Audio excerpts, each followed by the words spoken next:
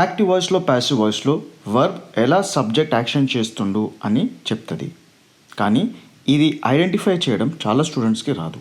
అందుకని ఈ class direction of the verb, ఇందులో ఒక వర్బ్ ఆబ్జెక్ట్ని సూచిస్తుందా లేదంటే సబ్జెక్ట్ని సూచిస్తుందా అని వర్బ్ అండ్ ఆక్సిలరీ వర్బ్ చూసి ఎలా కనుక్కోవాలో నేర్పిస్తాను.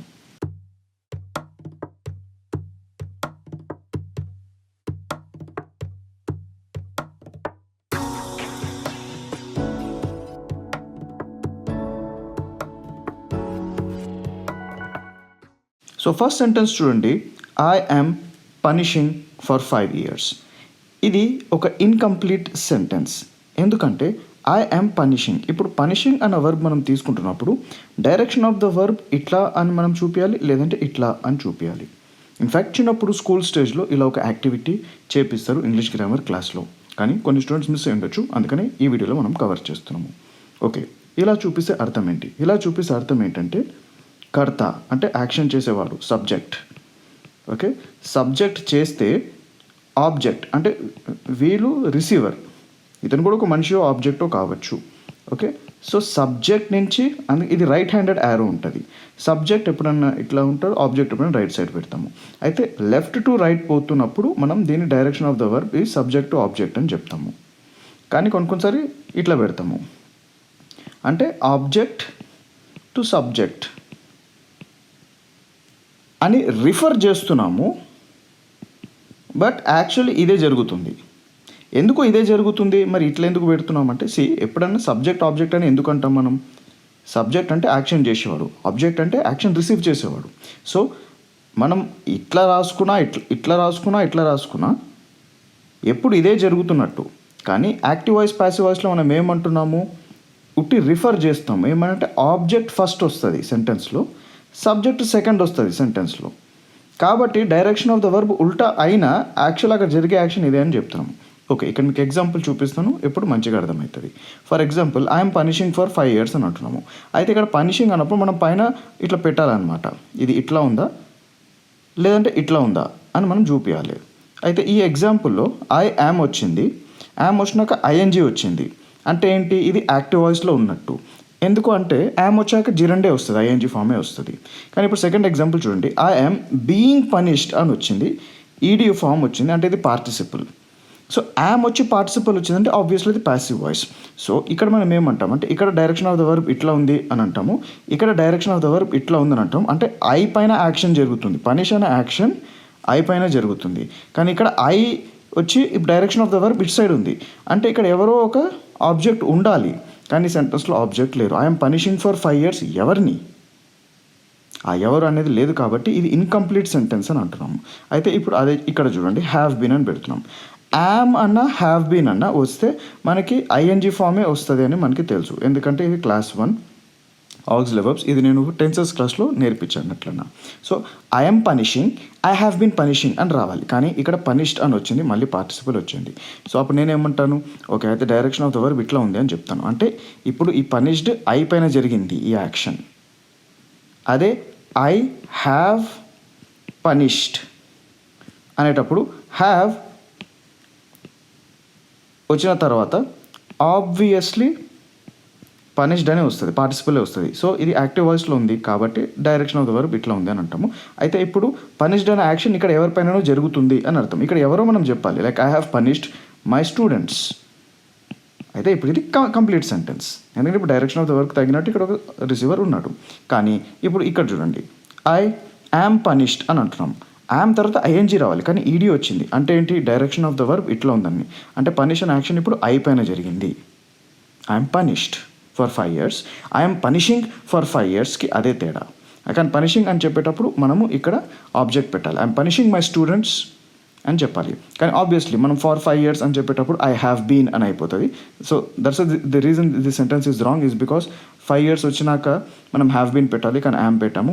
అట్ ద సేమ్ టైం ఇక్కడ ఒక ఆబ్జెక్ట్ కూడా మిస్సింగ్ ఉన్నాడు, కాబట్టి ఇది రాంగ్ సెంటెన్స్. ఇలా ఈ రెండు కాన్సెప్ట్స్ మీకు అర్థం అవ్వాలని చెప్పి ఫస్ట్ ఆ ఎగ్జాంపుల్ ఇచ్చాను. ఓకే, ఇప్పుడు కంటిన్యూ చేసి చూస్తాము. ఐ యామ్ పనిషింగ్ అని అంటున్నాం ఇప్పుడు. సో పనిష్డ్ వచ్చేటప్పుడు డైరెక్షన్ ఆఫ్ ద వర్బ్ ఎట్లా ఉంది? ఇలా ఉంది. ఇప్పుడు పనిషింగ్ అనేటప్పుడు obviously direction of the verb ఇట్లా అయిపోతుంది, కాబట్టి ఇది హిమ్. అంటే పనిష్ అనే యాక్షన్ ఇతని పైన జరుగుతుందని మనం అర్థం చేసుకోవాలి. సేమ్ అదే ఇప్పుడు ఐ హ్యావ్ బీన్ అని వచ్చింది, ఐ హ్యావ్ బీన్ వచ్చిన ఐఎన్జీ ఫామ్ వస్తుంది. So this active voice. So కాబట్టి డైరెక్షన్ ఆఫ్ ద వర్బ్ ఇట్లా ఉంది అండ్ పనిషింగ్ అనే యాక్షన్ హిమ్ పైన జరుగుతుంది అని అర్థం చేసుకోవాలి. So active voice, passive voice అంటే ఏంటి? సింపుల్. యాక్టివ్ వాయిస్ అంటే డైరెక్షన్ ఆఫ్ ద వర్బ్ ఇలా ఉంటుంది, రిసీవర్ పైన యాక్షన్ జరుగుతున్నట్టు. అదే ప్యాసివ్ వాయిస్ ఉంటే డైరెక్షన్ ఆఫ్ ద వర్బ్ ఇలా ఉన్నట్టు, అంటే సబ్జెక్ట్ పైన యాక్షన్ జరుగుతున్నట్టు. దీనికి ముఖ్యంగా మనం ఈజీలో ఐడెంటిఫై చేయాల్సిన పదాలు బీయింగ్. బీయింగ్ వచ్చేటప్పుడు like I'm being punished, I'm being eaten, I'm being tortured ఇలా అంటాము.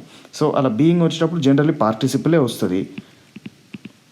కాబట్టి డైరెక్షన్ ఆఫ్ ద వర్బ్ ఇలా ఉంది అని అర్థం చేసుకొని ఇది ప్యాసివ్ వాయిస్ అని కూడా మనం ఐడెంటిఫై చేసేయచ్చు. ముఖ్యంగా ఎక్కడెక్కడైతే ఐఎన్జీ రావాలో అక్కడక్కడ పార్టిసిపుల్ వచ్చే అవకాశం ఉంటుంది. Same object like for example am, have been, generally వీటికి ఈటింగ్ అని వస్తుంది. కానీ సడన్గా ఈటెన్ అని వచ్చేస్తుంది. అప్పుడు మనం అర్థం చేసుకోవాలి ఇది passive voice and direction of the verb ఇలా ఉంది. ఇది సబ్జెక్ట్ని అంటే ఐ అనే కాదు, సబ్జెక్ట్ ఎవరున్నా వాళ్ళపైన ఈ యాక్షన్ జరుగుతుంది అని అర్థం చేసుకోవాలి. So this concept is called direction of the verb. So I hope మీకు డైరెక్షన్ ఆఫ్ ద వర్బ్ అనే క్లాస్ నచ్చింది అండ్ ఈ కాన్సెప్ట్ మీకు అర్థమైంది. అలా మీకు అర్థమై ఉంటే కామెంట్స్లో చెప్పండి ఈ క్లాస్, ఈ కాన్సెప్ట్ ఎంత యూస్ఫుల్గా ఉండేదని. అలానే ఇలాంటి రిలేటెడ్ కాన్సెప్ట్స్ పైన లేదంటే మీకు ఏమైనా కొత్త డౌట్స్ అండ్ సజెషన్స్ ఉన్నా నాకు కామెంట్స్లో చెప్పండి. తప్పకుండా నేను ఆ టాపిక్స్ పైన వీడియో చేస్తాను. నేను ఈ మధ్య చేసే వీడియోస్ అంతా నా సొంతంగా చేయట్లేదు. స్టూడెంట్స్ అడిగే డౌట్స్ నేను రాసుకుని దాన్ని కొంచెం విమర్శించి రీసెర్చ్ చేసి ఓకే ఇది ఇలా చెప్తే బాగుంటుంది అని చెప్పే క్లాసెస్ ఈ క్విక్ ట్రైనింగ్ క్లాసెస్. అంతేకాకుండా ఇప్పటి నుంచి నేను ఛానల్ అప్లోడ్ చేసే ప్రతి వీడియో కూడా మీరు ఇచ్చే సజెషన్స్ పైననే నేను చేస్తున్నాను. సో మీరు అడిగే సజెషన్ ఎగ్జాక్ట్లీ నేను అలానే టైటిల్గా చేయకపోవచ్చు, కానీ ఖచ్చితంగా టాపిక్ కవర్ అవుతుంది. ఎందుకంటే నేను నా స్టైల్లో చెప్తున్నాను కాబట్టి. లైక్ మీకు డైరెక్షన్ ఆఫ్ ద వర్బ్ అని ఎక్కడ ఏ గ్రామర్ క్లాస్లో ఎవరు మీకు నేర్పారు, ఇలాంటి టాపిక్స్ కూడా ఉండదు. కానీ ఇట్లా నేను చెప్తున్నాను సో దట్ మీకు ఈజీగా అర్థమవుతుంది. తెలుగు స్టూడెంట్స్కి ఇంగ్లీష్ ఫ్లూయెన్సీ ఈజీగా రావాలని చెప్పి మనం ఈ ఛానల్ రన్ చేస్తున్నాం. So this is your channel. Feel free to suggest, feel free to offer మీ topics. I will definitely make videos for you. Thank you so much. I will see you in the next class.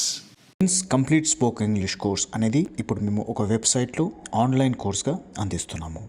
ఈ website నుంచే మీరు మా online course పొందడానికి 3 విధాలుగా payment చేయొచ్చు. ఒకటేసారి full payment చేసి ఈ కోర్స్ని మీరు పొందొచ్చు. కొనంగానే మీకు కోర్స్ ఫుల్ యాక్సెస్ ఉంటుంది. కొన్ని స్టూడెంట్స్కి ఇన్స్టాల్మెంట్స్ బేసిస్లో కడతామని అడిగారు. ఇన్స్టాల్మెంట్ బేసిస్లో కూడా మీరు కట్టొచ్చు.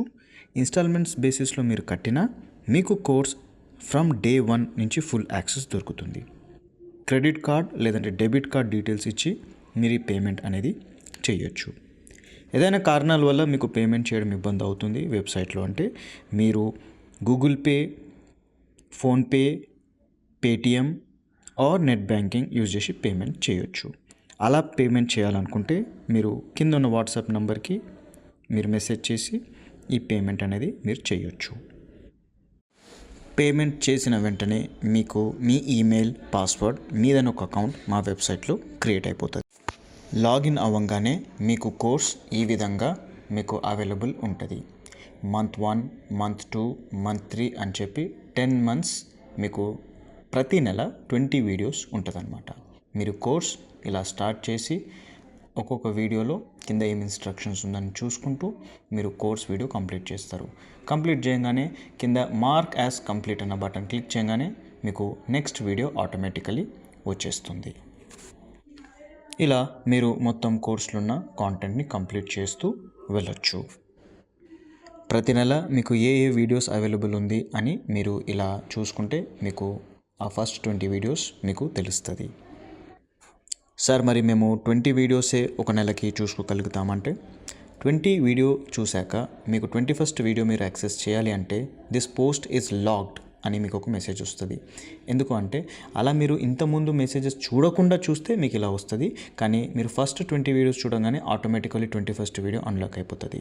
సో ప్రతి నెల 20 వీడియోస్ అయితే అవైలబుల్ ఉంటుంది. కానీ కంప్లీట్ చేసే స్టూడెంట్కి మాత్రమే నెక్స్ట్ 20 వీడియోస్ యాక్సెస్ అవుతుంది. అలా అది కూడా కంప్లీట్ చేస్తే మిగతా నెక్స్ట్ 20 వీడియోస్ యాక్సెస్ అవుతుంది. దీన్ని డ్రిప్ లెర్నింగ్ టెక్నాలజీ అని అంటాము. డ్రిప్ లెర్నింగ్ వల్ల స్టూడెంట్ ఉట్టి కోర్స్ చేరడం కాకుండా ఈ కోర్స్ని సదుపయోగం చేసుకోవాలి.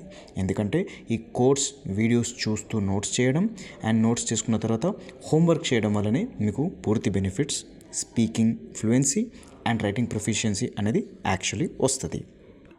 ప్రతి క్లాస్లో స్టూడెంట్స్కి డౌట్స్ ఉంటుంది. సో మీరు కింద వచ్చి చూస్తే మనకి ఇక్కడ కామెంట్ సెక్షన్ ఉంది. ఈ కామెంట్ సెక్షన్లో మీకు ఏమైనా డౌట్స్ ఉంటే మీరు డైరెక్ట్లీ నన్ను ఇక్కడ అడగొచ్చు. ప్రతి స్టూడెంట్ డౌట్కి నేనే స్పందిస్తాను, రిప్లై ఇస్తాను. మీరు చేసిన హోంవర్క్ గురించి నాకు ఇక్కడ చెప్తే నాకు తెలిసిపోతుంది దట్ ప్రతి స్టూడెంట్ ఈ హోంవర్క్ ఆ రోజు క్లాస్ హోంవర్క్ చేశాడని. అండ్ మీకు ఏమైనా డౌట్స్ ఉన్నా మీరు అక్కడ చెప్పడం వల్ల నేను ఇమీడియట్లీ స్పందిస్తాను. కాబట్టి మీ డౌట్స్ క్లారిఫికేషన్ కూడా అవుతుంది. ఇలా స్టూడెంట్ కోర్స్ ఎలా చదువుతున్నాడు, ఒక్కొక్క స్టూడెంట్ చేరి ప్రతి నెల ఎంత ప్రోగ్రెస్ ఉంది, వాళ్ళ డౌట్స్ ఏంటి అని నేనే పర్సనల్లీ ఈ కోర్స్ నా డాష్ బోర్డ్ నాకని ఉంటుంది. అందులోంచి నేను ప్రతి స్టూడెంట్ని మానిటర్ చేస్తూ ఉంటాను. సో కోర్స్ జాయిన్ అవ్వాలి, డైలీ రెగ్యులర్గా క్లాసెస్ చూడాలి, చూశాక హోంవర్క్ చేయాలి, హోంవర్క్ చేశాక కామెంట్స్లో సార్కి అప్డేట్ చేస్తూ ఉండాలి. ఈ ప్రాసెస్లో మీరు 10 months ఈ కోర్స్ చేస్తే we guarantee you English fluency and writing proficiency. అలా మీరు ఈ కోర్స్ తీసుకోవాలనుకుంటే మీకు 2 ఆప్షన్స్ ఉంది. 1, మీరు ఒకటేసారి కట్టి ఇన్స్టెంట్లీ యాక్సెస్ పొందొచ్చు. దానికి మీరు బై అవర్ కోర్స్ అన్న బటన్ నొక్కి మీరు కోర్స్ పేమెంట్ అనేది చేయొచ్చు. సెకండ్ ఆప్షన్, మీరు ఇన్స్టాల్మెంట్స్లో తీసుకోవాలనుకుంటే buy our course in instalments అన్న బటన్ క్లిక్ చేసి మీరు పేమెంట్ చేయొచ్చు. పేమెంట్ చేసేటప్పుడు మీరు మీ వివరాలు ఇలా ఫిల్ చేయాలి. ఫస్ట్ మీ ఈమెయిల్, ఫోన్ నెంబర్ క్లిక్ చేశాక పేపాల్ చెక్అవుట్ అనే బటన్ మీరు క్లిక్ చేయాలి. పేపాల్ చెక్అవుట్ కానీ క్లిక్ చేయగానే మీకు మీ వివరాలు అడిగే పేజ్ వచ్చేస్తుంది, where you will actually fill in your information అనమాట. ఈ ఇన్ఫర్మేషన్ సెలెక్ట్ చేసే ముందు ఫస్ట్ మీరు మీ కంట్రీ ఇండియా అని సెలెక్ట్ చేసుకోవాలి. కంట్రీ ఇండియా అని సెలెక్ట్ చేసుకున్నాక మీ కార్డ్ డీటెయిల్, అది డెబిట్ కార్డ్ అన్నా క్రెడిట్ కార్డ్ అన్నా, ఆ నంబర్ అది ఏ మంత్లో ఎక్స్పైర్ అవుతుంది, దాని సిఎస్సి నంబర్ అంటే కార్డు వెనకాల ఉన్న నంబర్లోన లాస్ట్ 3 digitsని సిఎస్సి నంబర్ అంటాము. తర్వాత మీ ఫస్ట్ నేమ్, లాస్ట్ నేమ్, మీ బిల్లింగ్ అడ్రస్, ఇలా ప్రతి వివరాలు మీరు ఫిల్ చేసినాక లాస్ట్ స్టెప్లో మీకు ఒక ఆప్షన్ అడుగుతుంది. ఈ ఆప్షన్ ఏంటంటే ఎలానా మీరు పూర్తి వివరాలు చేశారు కదా, మీరు ఒక పేపాల్ అకౌంట్ కూడా క్రియేట్ చేసుకుంటారా అని అడుగుతుంది. ఇదేమీ అవసరం లేదు యాక్చువల్లీ. కాబట్టి మీరు ఆప్షన్ నో అని క్లిక్ చేయండి. ఆప్షన్ నో అని క్లిక్ చేయగానే మీకు నెక్స్ట్ ఒక టర్మ్స్ అండ్ కండిషన్ అడుగుతుంది. Just click yes I confirm the time of legal age అని క్లిక్ చేయండి. దాని తర్వాత ప్రొసీడ్ టు చెక్అవుట్ అని బటన్ క్లిక్ చేయగానే మీరు ఆటోమేటికలీ కోర్స్ లాగిన్ పేజ్కి వెళ్ళిపోతారు. కోర్స్ లాగిన్ పేజ్ నుంచి మీరు ఇంతకుముందు చూపించినట్టు ఎప్పుడంటే అప్పుడు మీరు ఈ కోర్స్ని యాక్సెస్ చేయొచ్చు. మళ్ళీ ఒకసారి కోర్స్ని యాక్సెస్ చేయాలి అంటే మీరు సింపుల్గా మా వెబ్సైట్ www.avperonacademy.comలో వెళ్ళి లాగిన్ అని కొట్టంగానే మీకు మళ్ళీ మీ కోర్స్ ఆటోమేటికలీ మీరు లాగిన్ అయిపోతారు. ప్రతిసారి పాస్వర్డ్, ఈమెయిల్ రాయకుండా లాగిన్ అవ్వాలంటే రిమెంబర్ మీ అన్న బటన్ క్లిక్ చేయండి. మీరు ఎప్పుడు లాగ్డ్ ఇన్ ఉంటారు. ఈ కోర్స్ మీరు website, phone, computer, laptop, desktop, any device with internet connection ఉంటే మీరు చేయగలుగుతారు. అలా మీరు ఒక కమిటెడ్ స్టూడెంట్ అయి, సార్ మాకు మీ కోర్స్ సిస్టమ్ నచ్చింది, ఈ పద్ధతి నచ్చింది, కేవలం కోర్స్ చేరడం కాదు క్లాస్ వర్క్ చేస్తూ హోంవర్క్ చేస్తూ మీతో డిస్కషన్లో పార్టిసిపేట్ చేస్తే ఖచ్చితంగా మేము ఇంగ్లీష్ ఫ్లూయెన్సీ సాధించుకోగలుగుతాము. Kevin's complete language learning system value మాకు అర్థమైంది. మేము ఈ కోర్స్ చేరాలని అనుకుంటున్నాము. ఎందుకంటే మేము ఇంట్రెస్టెడ్ కాదు, కమిటెడ్ స్టూడెంట్స్ అని మీకు అనిపిస్తే మీకు 3 ఆప్షన్స్ ఉన్నాయి. ఒకటి కోర్స్ ఆన్లైన్ పేమెంట్ చేసి తీసుకోండి, లేదంటే ఇన్స్టాల్మెంట్స్ పే చేసి తీసుకోండి. అలా మీకు ఆన్లైన్ పేమెంట్ చేయడానికి ఇబ్బంది అవుతుందంటే నాకు వాట్సాప్లో మెసేజ్ చేయండి. This is my number. I'll help you make the payment using Paytm, PhonePe, తేస్ ఆర్ నెట్ బ్యాంకింగ్. అలా మీరు ఈ కోర్స్ యాక్సెస్ చేయొచ్చు. So if you are really sincerely committed student, then join Kevin's Complete Language Learning System. Thank you.